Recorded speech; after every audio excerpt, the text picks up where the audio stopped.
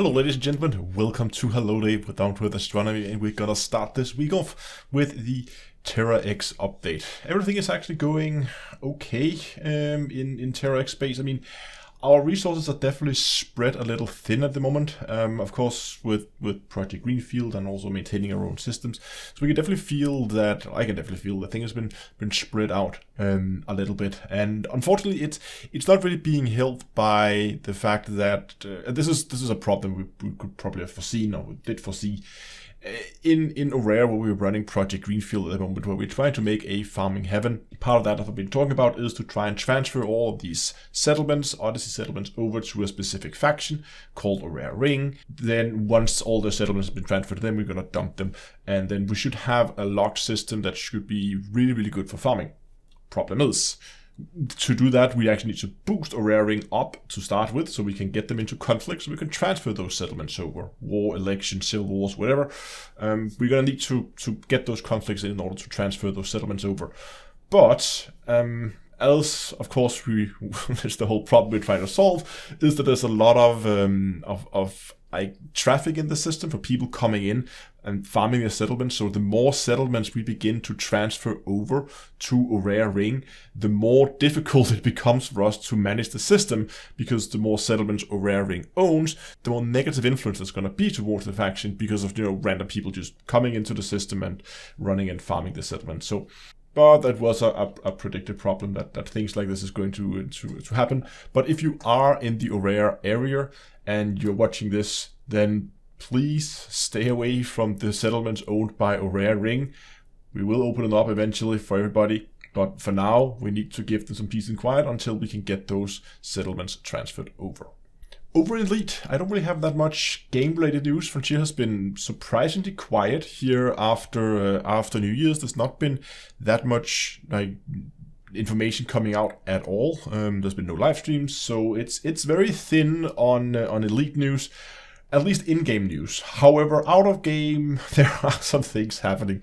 Now, if you pay attention to the stock market, you might have noticed that Frontier's stock, they recently dropped another 25%. It's not going well for Frontier at the moment. In their financial statement, they came out with it. That was what was triggered. They come up with these statements from time to time. They give a few reasons for why it's not going as planned at the moment. One of them is, of course, they just had their second Jurassic World Evolution game that didn't perform as well as they've hoped.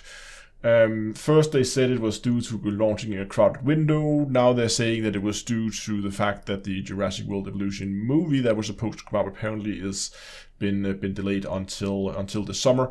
So they're expecting to see some revenue for the game coming in, giving it a boost towards the summer at the moment.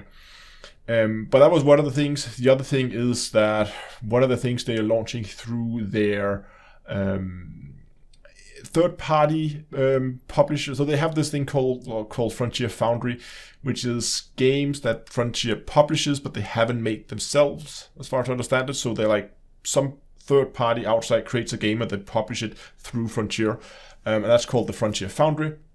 A game coming out through that's called Lemnis Gate, which is like a tactical shooter kind of thing, with some time thing going on. I haven't looked too much into it. But it has also been underperforming. So this is the third larger launch that Frontier has done in a row that hasn't really been performing as well as they've hoped. First they had Odyssey, then they have Jurassic World, now they have Lemnis Gate. None of them has really performed according to their expectations. So either they're setting the expectations too high, or they need to spend a little bit more time on their products before they're being launched. But regardless, Frontier stock has taken another big hit. Initially it was down 25%. I do believe it has recovered a little bit, but definitely another big hit to the Frontier company value. Over in Star Citizen, we have a smaller patch going on the PTU at the moment. We have update 316.1. As I said, this is like a point update, so it's a really, really small patch, and they contain some new derelict ships we can go and find that's going to have some puzzles in them. There can be trip mines, and there's going to be a little bit more danger around these places than the ones we used to have. And there's also been some rumors. This has not been anything that's been confirmed. There's just been some talk around that there's going to be a quad bike, or at least it seems that there's going to be something else.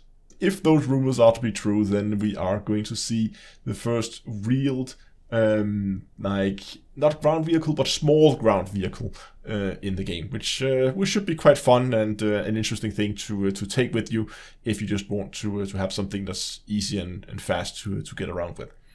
And finally, I just quickly want to talk about live streams. I'm going to be live streaming tomorrow, business as usual, here on YouTube and Twitch. It's going to be 8 o'clock GMT. Topic, I don't know.